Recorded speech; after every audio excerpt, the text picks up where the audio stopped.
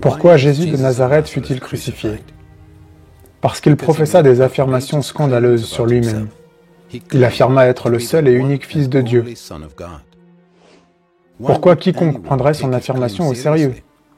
Eh bien, ça dépend.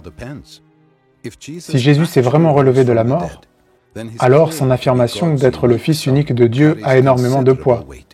Par contraste, si la résurrection ne s'est jamais vraiment produite, alors on peut sans risque rejeter Jésus comme un autre personnage historique de plus, intéressant mais tragique. Jésus s'est-il relevé de la mort? Lorsqu'on explore cette question, nous devons répondre à deux questions supplémentaires. Quels sont les faits qui demandent des explications? Et quelles explications correspondent le mieux à ces faits? Il y a trois faits principaux qui doivent être expliqués. La découverte de la tombe de Jésus vide, les apparitions de Jésus vivant après sa mort, le fait que les disciples aient cru que Jésus se soit relevé de la mort. Examinons chacun de ces faits. Fait 1. La découverte de la tombe de Jésus vide est reportée dans pas moins de 6 sources indépendantes. Et certaines d'entre elles sont parmi les plus proches des événements trouvés dans le Nouveau Testament. Ceci est important, car lorsqu'un événement est reporté par 2 ou plus de sources indépendantes, la confiance que les historiens placent dans le fait que l'événement s'est vraiment produit augmente. Et plus la datation de ces sources est proche de l'événement, plus leur confiance est grande.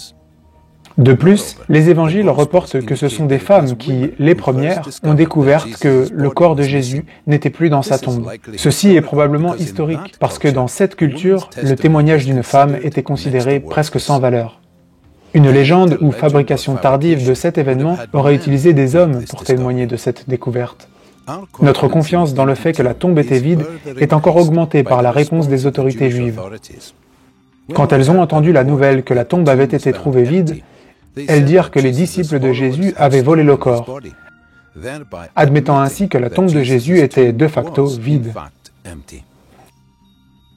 La plupart des universitaires, de loin, maintiennent la fiabilité des affirmations de la Bible sur la tombe vide.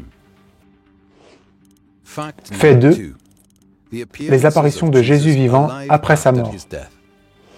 Dans une des premières lettres du Nouveau Testament, Paul fournit une liste des témoins de l'apparition de Jésus après sa résurrection.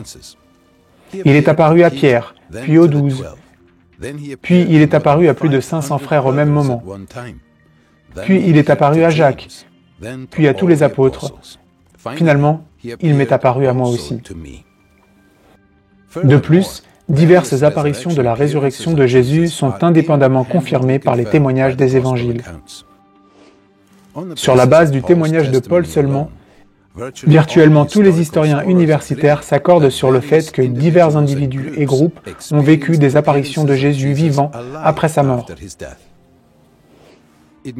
On peut considérer comme historiquement certain que Pierre et les disciples ont eu des expériences après la mort de Jésus dans lesquelles Jésus leur est apparu comme le Christ ressuscité.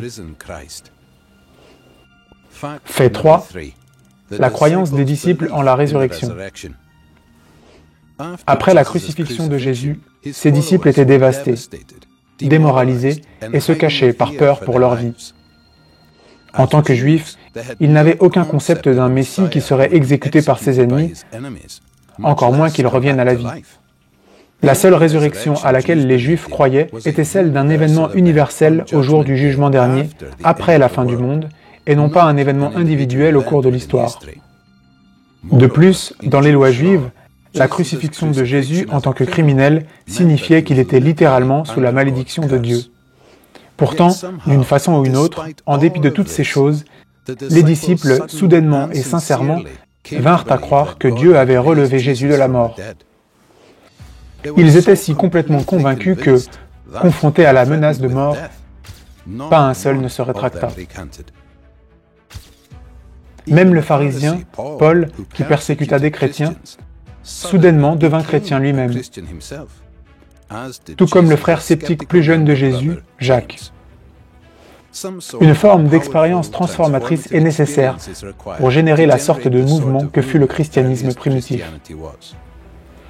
C'est pourquoi, en tant qu'historien, je ne peux expliquer l'émergence du christianisme primitif à moins que Jésus se soit relevé de la mort, laissant une tombe vide derrière lui.